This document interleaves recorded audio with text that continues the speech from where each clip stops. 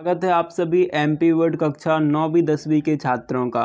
तो छात्रों, अगर आप भी स्कूल खुलते ही पूरी किताब रटना शुरू कर रहे हैं तो आप अपना बहुत सारा टाइम वेस्ट करने वाले हैं, क्योंकि आपके स्कूल के जो त्रैमासिक और अर्धवार्षिक एग्ज़ाम होंगे उनका पूरा पेपर किताब से नहीं बल्कि इस सीक्रेट लिस्ट से बनेगा, जिसे हम कहते हैं क्या, एमपी बोर्ड का शैक्षणिक कैलेंडर। ठीक है, जो कि इस साल का है 2027 26-27 का, जिसमें काफ़ी सारे बदलाव भी हुए हैं। ओके, तो आप समझो कि ज़्यादातर स्टूडेंट्स को ये पता ही नहीं होता कि एमपी बोर्ड हर साल एक मंथली सिलेबस जारी करता है।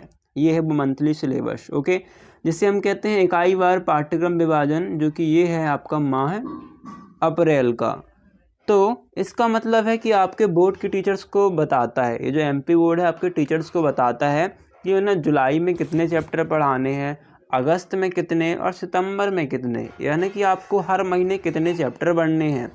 तो आपको सितंबर माह में जो त्रैमासिक परीक्षा होगी उसमें सिर्फ वही पढ़ना है जो कि जुलाई अगस्त महीने का सिलेबस में पढ़ाया गया है, यानी कि अगस्त तक के महीने का जो भी सिलेबस है वही पढ़ना है। बाकी चैप्टर्स पढ़कर टाइम ख़राब नहीं करना है ना। तो यह आपको पूरा का पूरा कवर करना होता है। तो चलिए छात्रों, समझते हैं इसे कक्षा 9वीं और कक्षा 10वीं के माह अप्रैल के सिलेबस से। तो देखो, माह अप्रैल में आपको क्या करना है। माह अप्रैल में कक्षा 9वीं और 10वीं वाले छात्रों को 9वीं वाले छात्रों को सिर्फ और सिर्फ पढ़ाया जाएगा ब्रिज कोर्स का सप्ताह 1, सप्ताह 2, सप्ताह 3 हिंदी में।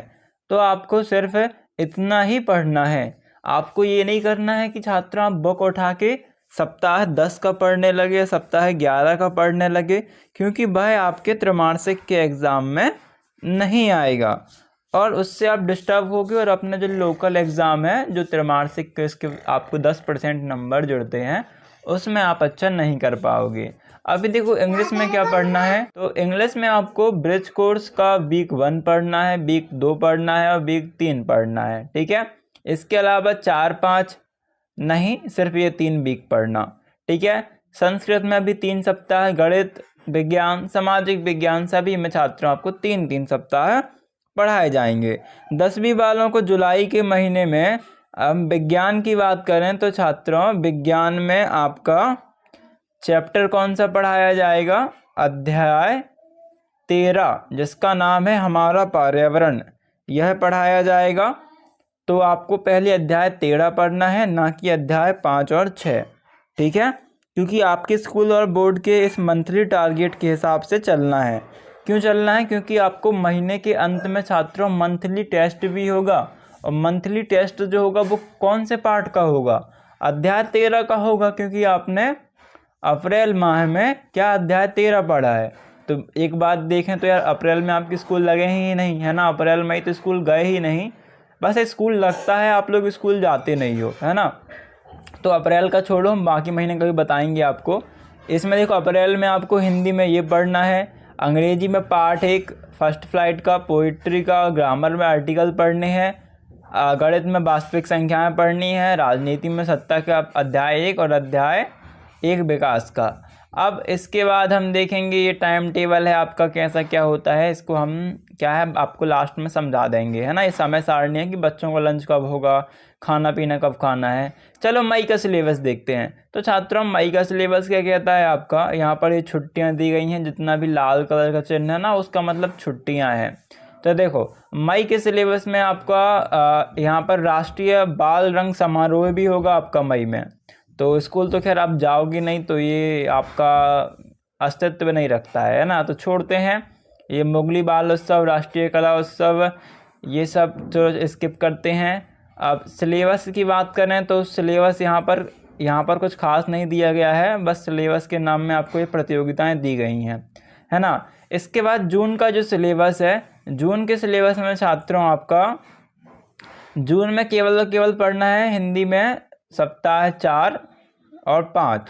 ठीक है, 9वीं का सभी ब्रिज कोर्स के सप्ताह 4 और 5 पढ़ना है हर विषय में।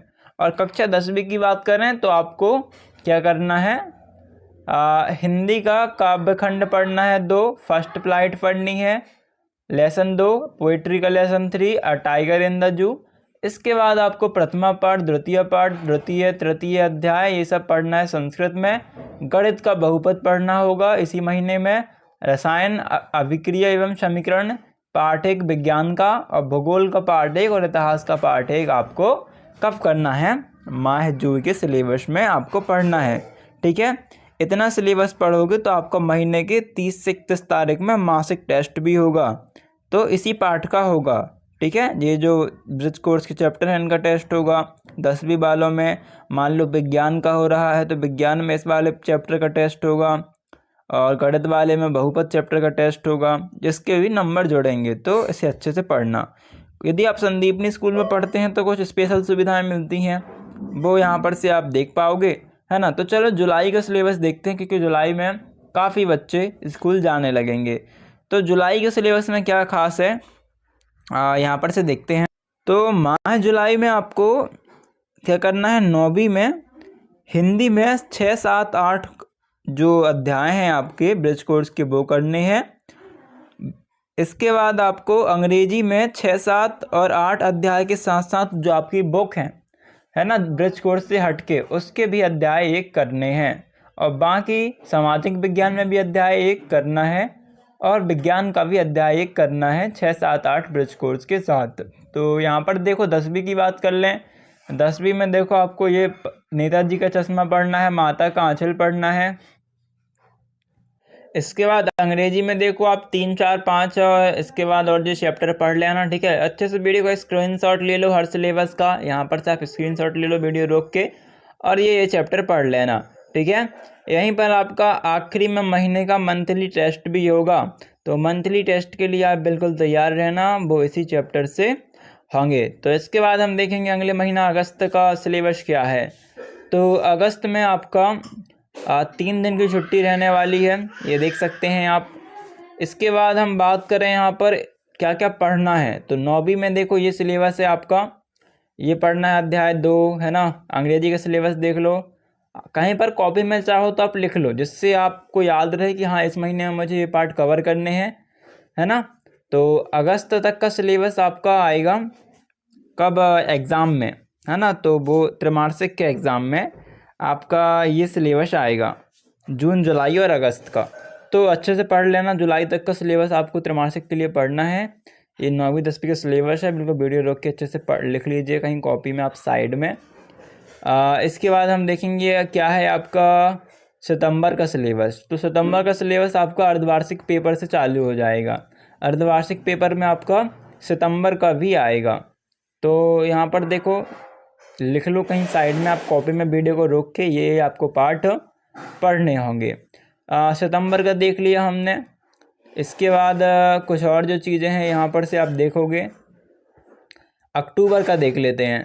तो अक्टूबर में क्या क्या चैप्टर पढ़ने हैं ये आप लिख लेना, साइड में वीडियो को रोक के पॉज कर लो, कहीं कॉपी में लिख लो आप, ये पढ़ने हैं ये चैप्टर। ठीक है, इतना आपको पढ़ना होगा। बिल्कुल बड़े आराम से आप इस सिलेबस को भी कहीं कॉपी में साइड पर लिख लो। इसके बाद हम चलते हैं आपका सिलेबस नवंबर का। तो नवंबर का सिलेबस भी आप देख लीजिए। देखो नवंबर तक का सिलेबस आपका आता है, तो अर्धवार्षिक पेपर में मैं कह रहा था कि आपका नवंबर तक का सिलेबस आएगा, तो आपको नवंबर तक का पढ़ाई करना है। नवंबर तक का सिलेबस आपके अर्धवार्षिक पेपर के लिए, इससे ऊपर की पढ़ाई नहीं करनी, क्योंकि वो चैप्टर आपके अर्धवार्षिक में नहीं आएंगे। ठीक है, तो ये सिलेबस रहेगा अर्धवार्षिक के लिए, इसे भी आप अच्छे से देख लीजिए और नोट डाउन कर लीजिए। बाकी वार्षिक में छात्रों प्री बोर्ड जो कि 10वीं वर्ष का होता है, प्री बोर्ड 9वीं का नहीं होता है, तो वार्षिक और प्री बोर्ड में आपका पूरा अंतिम माह तक का सिलेबस आता है। ये है आपका दिसंबर का सिलेबस, इसे भी आप नोट डाउन करो। ओके, इसके बाद हम बात करें आपके अगले महीने का सिलेबस जनवरी के बारे में। तो इस प्रकार हो जाएगा आपका जनवरी का सिलेबस। सॉरी, आपका नवंबर दिसंबर में सिलेबस कंप्लीट हो चुका है, जनवरी में आपको रिवीजन करना रह जाता है, तो रिवीजन कर लेना। फरवरी में आपके एग्ज़ाम स्टार्ट हो जाएंगे, तो आप एग्ज़ाम की तैयारी बड़े अच्छे से कर लीजिएगा। ओके, तो चलो देखते हैं की पॉइंट क्या हैं आपको जो अच्छे से देखने हैं। तो यहाँ पर छात्रों जो कुछ की पॉइंट हैं, कुछ ज़रूरी चीज़ें जो आपको समझनी चाहिए सिलेबस के अलावा, वो हम इस वीडियो में इसमें लास्ट में बताएंगे। अभी तो यही स्टार्ट कर रहे हैं। त्रैमासिक परीक्षा आपकी जो रहेगी 9वीं से 10वीं तक की, उसमें सितंबर तक का सिलेबस आएगा, सितंबर का 1 महीना पहले तक का सिलेबस आएगा, यानी कि आपका अगस्त तक का सिलेबस आएगा, क्योंकि सितंबर में आपका एग्ज़ाम है, तो अगस्त तक में जितना भी पढ़ा है वो आएगा। और त्रैमासिक परीक्षा आपका 1 से 12 सितंबर तक हो जाएगा। अर्धवार्षिक परीक्षा में आपका नवंबर तक का सिलेबस आएगा, और नवंबर में आपका एग्ज़ाम भी रहेगा 16 से 26 नवंबर के बीच। प्री बोर्ड परीक्षा कक्षा 10वीं की छात्रों 11 से 20 जनवरी तक हो जाएंगी 2027 में। और वार्षिक परीक्षा जो है बोर्ड की 10वीं की, वो संभावित हैं, इसमें फिक्स नहीं रहता, थोड़ा देर आगे पीछे हो सकती हैं 15 फरवरी से, लेकिन 1-2 दिन आगे पीछे पकड़ो आपकी स्टार्ट हो जाएंगी। और 9वीं की 22 फरवरी से आपकी लगभग चालू हो जाएंगी, तो 22 से 25 तक और 15 से 20 तक आपके 10वीं 9वीं के एग्ज़ाम वार्षिक के चालू हो जाएंगे। और प्रत्येक माह के आखिरी दिनों में 29 से 30 तारीख को स्कूलों में मासिक परीक्षा आयोजित की जाएगी, यानी कि मासिक टेस्ट होंगे आपके, तो आप उसकी अच्छे से तैयारी करना, क्योंकि 9वीं में उसके भी नंबर जुड़ेंगे। यहाँ पर हम बात करें तो 9वीं में आपके त्रैमासिक परीक्षा से 5 नंबर, अर्धवार्षिक से 5, और जो आपकी CCLE बुक होती है उससे छात्रों 15 नंबर जुड़ते हैं CCLE के, ठीक है, 25 अंक हो जाते हैं कुल। तो ये बहुत अच्छे से आप जो बुक है आपकी CCLE की, उसे अच्छे से लिख लेना। इसके बाद है आपकी विशेष गतिविधि दिवस, तो आपका प्रत्येक मंगलवार को उमंग का कार्यक्रम होगा, प्रत्येक शनिवार को उज्ज्वल का कार्यक्रम होगा। और इसके बाद आपकी प्रारंभिक 3 यानी कि शुरू की 3 पीरियड जो रहेंगे उसमें नियमित पढ़ाई नहीं होगी। उसमें जो भी CCLE के जो क्रियाकलाप हैं आपके, विज्ञान क्लब है ना, भाषण और नाटक, रंगमंचन, ये सब होता है। इसके बाद हम बात करें अवकाश की, तो अभी तो आपका अवकाश जो रहेगा 1 मई से 14 जून 2026 तक है। उसके बाद ग्रीष्मकालीन की छुट्टी रहेंगी, उसके बाद फिर से स्कूल कंटिन्यू हो जाएंगे। दिवाली की छुट्टी 4 दिन की, और ठंडी की छुट्टी आपकी 31 दिसंबर से 4 जनवरी 2027 तक रहेगी, ठीक है।